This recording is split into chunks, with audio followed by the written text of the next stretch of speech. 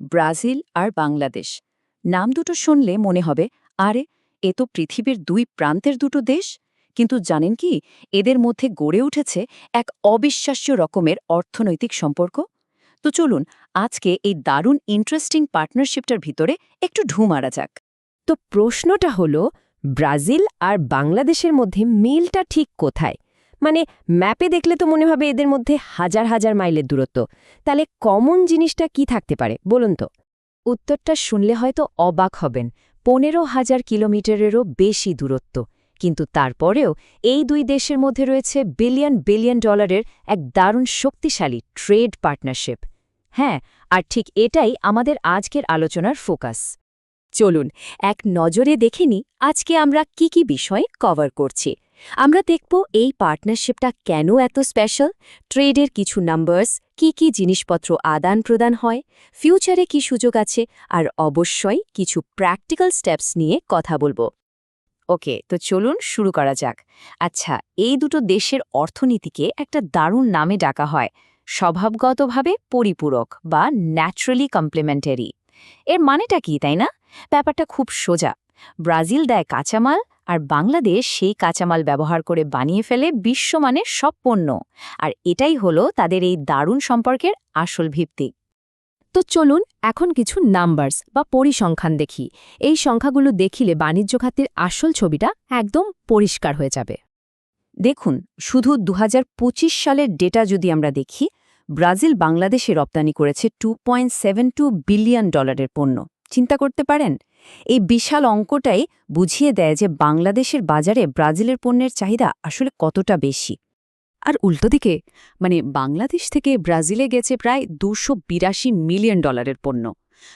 একটা 2.72 বিলিয়ন আর আরেকটা মাত্র 282 মিলিয়ন। পার্থক্যটা তো চোখে পড়ার মতো, তাই না? এই যে বার্চারটা দেখছেন, এটা পুরো ব্যাপারটা একদম পরিষ্কার করে দিচ্ছে। ব্রাজিলের দিকটা অনেক ভারী, তাই না? এর কারণটা হলো বাংলাদেশ তার শিল্পের জন্য, বিশেষ করে টেক্সটাইল আর খাদ্য নিরাপত্তার জন্য খুব জরুরি কিছু জিনিস যেমন তুলা, চিনি বিপুল পরিমাণে ব্রাজিল থেকে নিয়ে আসে। তো এখন প্রশ্ন আসতেই পারে, আচ্ছা ঠিক কি কি জিনিসপত্র আদান প্রদান হয় এই দুই দেশের মধ্যে? চলুন পরের সেকশনে আমরা ঠিক এই ব্যাপারটাই একটু বিস্তারিতভাবে দেখব। এই স্লাইডটা বলা যেতে পারে পুরো সম্পর্কের মূল গল্পটা একবারে বলে দিচ্ছে। দেখুন, ব্রাজিল থেকে কি আসছে? শিল্পের জন্য যা যা লাগে, কাঁচা তুলা, চিনি, সয়াবিন, পশুখাদ্য, এই সব। আর বাংলাদেশ থেকে কি যাচ্ছে? ফিনিশড গুডস, মানে তৈরি পোশাক, নিটওয়্যার, হোম টেক্সটাইল আর পাটের মতো দারুণ সব পরিবেশ বান্ধব পণ্য। সিম্পল, একদিক থেকে কাঁচামাল, অন্য দিক থেকে তৈরি পণ্য। আচ্ছা, ব্রাজিলের রপ্তানির দিকে যদি আরেকটু ফোকাস করি, তাহলে দুটো জিনিস একদম চোখে পড়বে, চিনি আর তুলা, বিশেষ করে তুলা। একটা ইন্টারেস্টিং তথ্য দিই। একটা রিপোর্ট বলছে যে 2024-25 সালে বাংলাদেশের মোট যত তুলা লেগেছে তার প্রায় 23% এসেছে একা ব্রাজিল থেকে। ভাবা যায়? এর মানে হলো ব্রাজিল এখন বাংলাদেশের জন্য টপ তুলা সাপ্লায়ারদের একজন। তো বর্তমান অবস্থা তো আমরা দেখলাম, কিন্তু ফিউচারে কি আছে? ভবিষ্যতের সম্ভাবনাগুলো কি? চলুন এবার আমরা সেই দিকেই একটু নজর দিই। বিশেষ করে বাংলাদেশি ব্যবসায়ীদের জন্য কি কি দারুণ সুযোগ অপেক্ষা করছে সেটা দেখা যাক। যারা আমদানি করেন তাদের জন্য ব্রাজিল কিন্তু একটা দারুণ স্ট্র্যাটেজিক পার্টনার হতে পারে। যেমন ধরুন, স্পিনিং মিলগুলো দীর্ঘমেয়াদে তুলার সাপ্লাই নিশ্চিত করতে পারে। চিনির জন্য হতে পারে লম্বা সময় চুক্তি। আবার দেখুন, পোল্ট্রি বা পশুপালন শিল্পের জন্য সয়াবিন আর পশুখাদ্যের একটা ভরসা করার মতো উৎস হতে পারে ব্রাজিল। আর সবচেয়ে বড় সুবিধাটা কি জানেন? শুধু একটা দেশের উপর নির্ভরশীল থাকার যে ঝুঁকি, সেটা অনেকটাই কমে আসে। সাপ্লাই চেনটা অনেক বেশি স্ট্রং হয়ে যায়। এবার আসি রপ্তানিকারকদের কথায়। তাদের জন্য ব্রাজিলের বিশাল কনজিউমার মার্কেটটা কিন্তু একটা সোনার খনি হতে পারে। আমাদের যে তৈরি পোশাক বা আরএমজি, সেটা শুধু বেসিক আইটেমের মধ্যে আটকে না থেকে আরও ভ্যারাইটি আনা যায়। হোম টেক্সটাইল, পাটের তৈরি জিনিস, এমনকি লেদার গুডসের জন্য ব্রাজিলের রিটেল মার্কেটে কিন্তু দারুণ সম্ভাবনা আছে, কারণ ওদের মার্কেটটা খুব দ্রুত বড় হচ্ছে। ওকে, তো আমরা সুযোগগুলোর কথা তো শুনলাম, কিন্তু আসল প্রশ্ন হলো এই সুযোগগুলো কাজে লাগাবো কিভাবে? প্রথম স্টেপগুলো কি হবে? চলুন এবার আমরা ঠিক এই প্র্যাকটিক্যাল গাইডলাইনটাই একটু দেখে নিই। দেখুন, এই পুরো ইন্টারন্যাশনাল ট্রেডের ব্যাপারটা কিন্তু কয়েকটা সহজ ধাপে ভেঙে ফেলা যায়। 1 নম্বর, নিজের পণ্যের সঠিক ক্লাসিফিকেশন বা এইচএস কোডটা জানতে হবে আর ট্যারিফ মিলিয়ে মোট খরচটা ঠিকঠাক বের করতে হবে। 2 নম্বর, একজন বিশ্বাসযোগ্য পার্টনার খুঁজে বের করা। 3 নম্বর, লজিস্টিক্স মানে মালামাল পাঠানো আর সব ডকুমেন্টেশন ঠিকঠাক রাখার প্ল্যান করা। 4 নম্বর, পেমেন্টের ঝুঁকি কমানো, যার জন্য লেটার অফ ক্রেডিটের মতো টুলস আছে।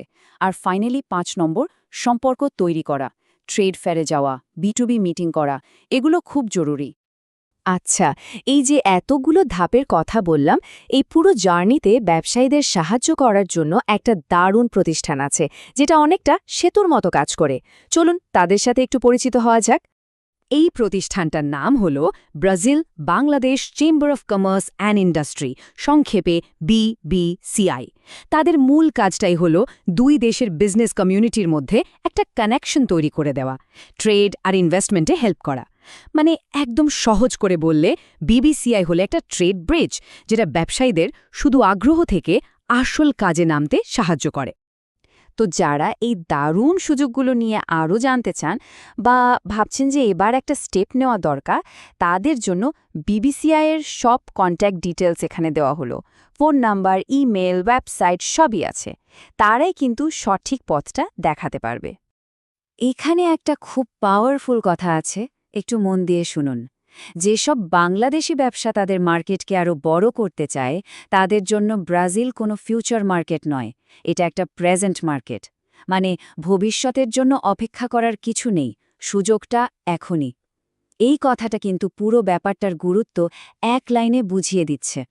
তাহলে শেষ প্রশ্নটা এটাই, বাণিজ্য আর বিনিয়োগের এই যে বিশাল একটা করিডোর তৈরি হয়েছে, সেখানে নেতৃত্ব দেওয়ার জন্য আমাদের দেশের ব্যবসা প্রতিষ্ঠানগুলো কি আসলেই প্রস্তুত? এই প্রশ্নটা রেখে গেলাম। ভাবুন, কারণ সম্ভাবনাটা কিন্তু সত্যি অফুরন্ত।